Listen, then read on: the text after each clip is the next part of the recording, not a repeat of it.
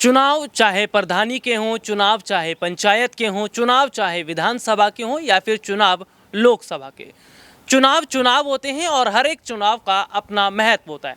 जी हाँ, चुनाव की बात कर रहे हैं तो अपने दर्शकों को बताएं, ये साल पूरा चुनावी भरा हुआ है, अगला साल चुनावों से भरा है।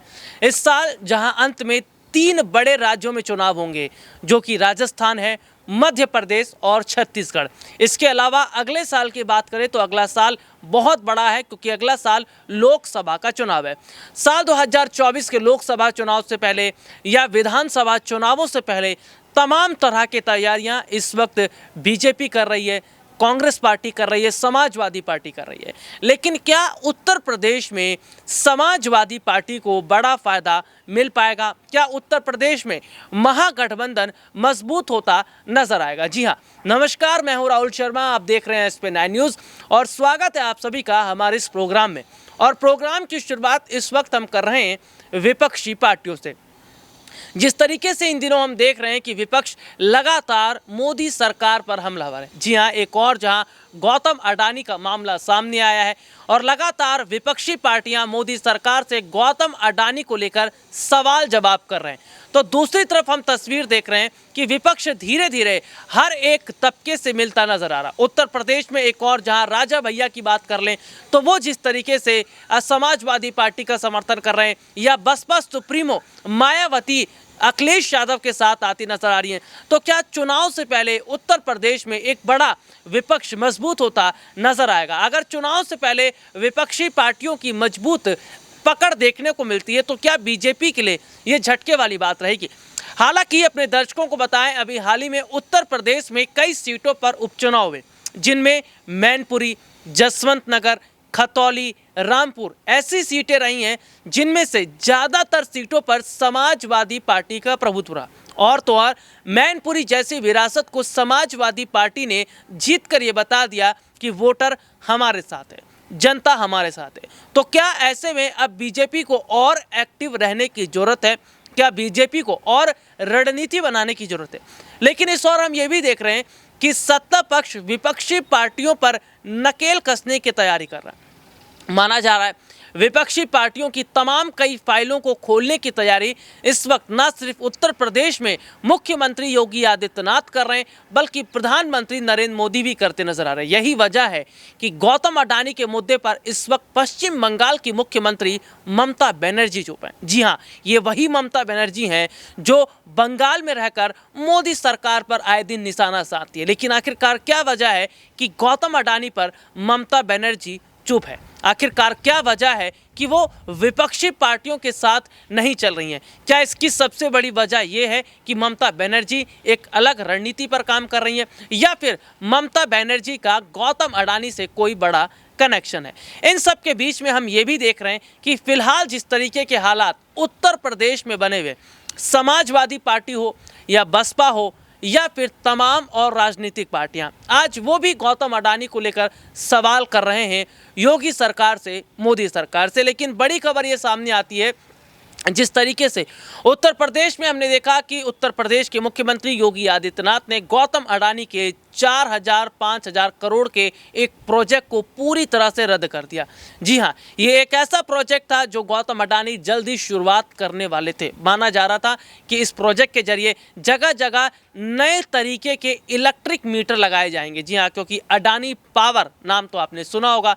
अडानी पावर जो आज देश भर में नहीं विदेशों में भी बिजली सप्लाई करती है, और अडानी पावर उत्तर प्रदेश में भी मौजूद है, जहां जगह जगह वो बिजली सप्लाई करती है। इसी का एक प्रोजेक्ट था जो योगी सरकार ने रद्द करके ये बता दिया कि शायद सरकार भी अब अडानी से किनारा करती नजर आ रही है, क्योंकि उमा भारती, केंद्रीय मंत्री उमा भारती, जिनका ये कहना है कि गौतम अडानी ने कहा था कि ये जो हमला हुआ है उन पर, यह हमला उन पर नहीं हुआ है, ये देश पर हमला है। उन्होंने कहा कि ये देश पर हमला नहीं है, देश पर कोई हमला नहीं कर सकता, ये केवल एक बड़े बिजनेसमैन गौतम अडानी पर हमला बताते वो नजर आ रही हैं।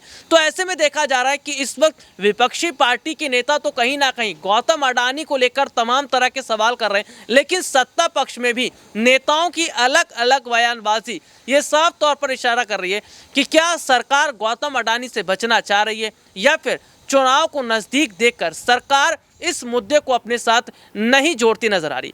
हालांकि उत्तर प्रदेश में इन दिनों हम विपक्षी पार्टियों को जिस तरीके से मजबूत होता हुआ देख रहे हैं और जाहिर तौर पर देखा जा रहा है कि सरकार अब विपक्ष पर कड़ा शिकंजा कसने की तैयारी कर रही है, क्योंकि माना जा रहा है कि जिस तरीके से अभी हाल ही में उत्तर प्रदेश में हमने शिवपाल यादव का नाम सुना। जी हाँ, वही शिवपाल यादव जिन्होंने अभी हाल ही में समाजवादी पार्टी में नई जिम्मेदारियों को संभाला है। पार्टी में महासचिव की जिम्मेदारी उन्हें मिली है और तो और ये भी देखा जा रहा है यूपी का प्रभारी बनाया गया है। तो क्या विपक्ष पर लगाम कसने के लिए या विपक्ष को टाइट करने के लिए सरकार अब विपक्षी पार्टियों पर धीरे धीरे शिकंजा कसना शुरू कर देगी?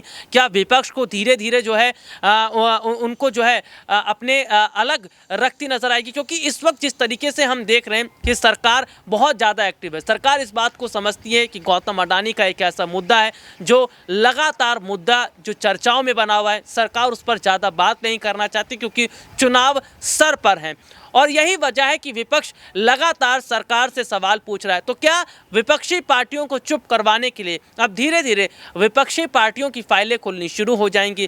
क्या शुरुआत उत्तर प्रदेश से होगी? क्योंकि उत्तर प्रदेश में इन दिनों हम देख रहे हैं समाजवादी पार्टी के अध्यक्ष अखिलेश यादव हों या बसपा सुप्रीमो मायावती या फिर कुंडा से निर्दलीय विधायक राजा भैया, आज सभी तमाम बड़े नेता जिस तरीके से सवाल सत्ता पक्ष से कर रहे हैं, योगी सरकार से कर रहे हैं, ऐसे में सरकार का चुप रहना यह बताता है कि सरकार एक बड़ी तैयारी करती नजर आ रही है। तो उत्तर प्रदेश में देखिए निकाय चुनाव भी होने वाले हैं। हाँ, अपने दर्शकों को बताएं, उत्तर प्रदेश में जो निकाय चुनाव होने वाले हैं उसको लेकर खबर है कि शायद वो चुनाव मार्च और अप्रैल में करवाए जा सकते हैं। लेकिन क्या निकाय चुनाव से पहले बीजेपी उत्तर प्रदेश में मजबूत हो पाएगी? एक सबसे बड़ा सवाल है, क्योंकि प्रदेश में जिस तरीके से उपचुनाव के दौरान देखने को मिला है कि लगातार जो बीजेपी है उसको बड़ा नुकसान हुआ है। लगातार उत्तर प्रदेश के उपचुनाव में बीजेपी को कई सीटों पर जो है बड़ा झटका लगता नजर आया। इसीलिए कहीं ना कहीं जो उपचुनाव की अब तैयारी कर रही है, तो क्या जितना ज़्यादा ये चुनाव टलता नजर आएगा